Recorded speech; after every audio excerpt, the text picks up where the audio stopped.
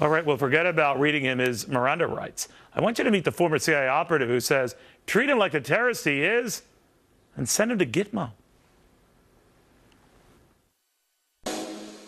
What happened in Benghazi was a terrorist attack. This was an act of terror. Pretty clearly it was a terrorist attack. They were killed in the course of a terrorist attack on our embassy. Okay, so the Obama administration then and since going out of its way to say, well, we say Benghazi is a terrorist attack. So why isn't it treating the guy behind it as a terrorist right now? Ahmed Katala is on his way to Washington, D.C., not Gitmo. And former CIA operative Wayne Simmons says that's a big mistake. Why, Wayne? Well, Neil, look, you know, if in 2009 the Obama administration formally stopped using the term enemy combatant, that by itself was a big mistake. Now what we have is an alien, unlawful enemy combatant who, according to the Military Commissions Act of 2006, which I had a very, very, very small part in consulting in, states that those kinds of guys have no rights under the Geneva Conventions. They cannot be Mirandized. They cannot claim habeas corpus. So now we finally catch this guy who this administration now says clearly was a terrorist, responsible for the death of 3 of our warfighters and an ambassador, and all of a sudden they fly him into Washington.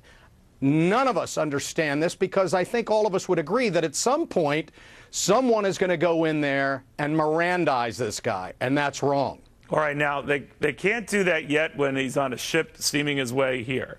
So if you're this guy, Wayne, right, you're thinking, well, I'm not going to be cooperating with these guys in the interim because I'm hearing they're going to read me these rights they have in the United States to protect me, right?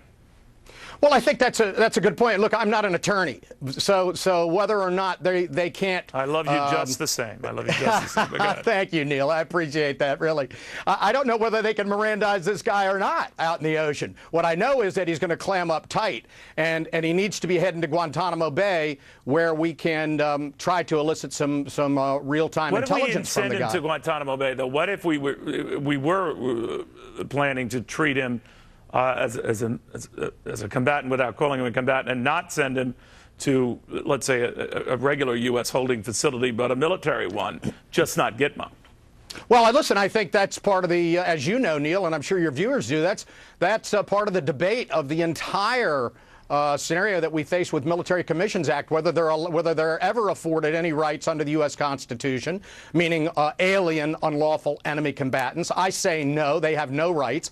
So whether or not that pertains to a U.S. installation, military installation in the United States is up for grabs. Bottom line is we've got a very, very bad guy. Apparently, we captured the guy who's been sipping, cappuccino and frappes in Europe and Middle East. We've known where this guy's been for a year and a half at the very least, and out of the clear blue, we go pick him up. So I'm not sure exactly what the administration had in mind for this guy. All right, now, assuming, as they're saying, that he was one of the lead guys, that means there are other guys. Yes. How likely are we to get those other guys? Well, listen, the CIA and the FBI are motivated. They're the best of the best in the world, no matter what anyone says. That being the case, we're prepared. Our special operations guys are ready to go get these guys. We find out where they are. All we have to do, and I'm not trying to oversimplify it, but it really is a matter, locate, identify, and either capture or kill. But we know who these players are, Neil, and we have known for some time. I would agree that it's best that we let this guy that we have now, Katala, live, because we want to drain him of every bit of intel that we can possibly get from him.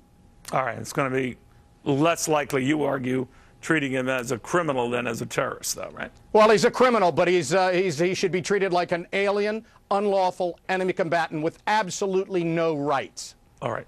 Wayne, thank you, my friend. Good seeing you. Lawyer or no, you're still important to me. Wayne Simmons. Thank you.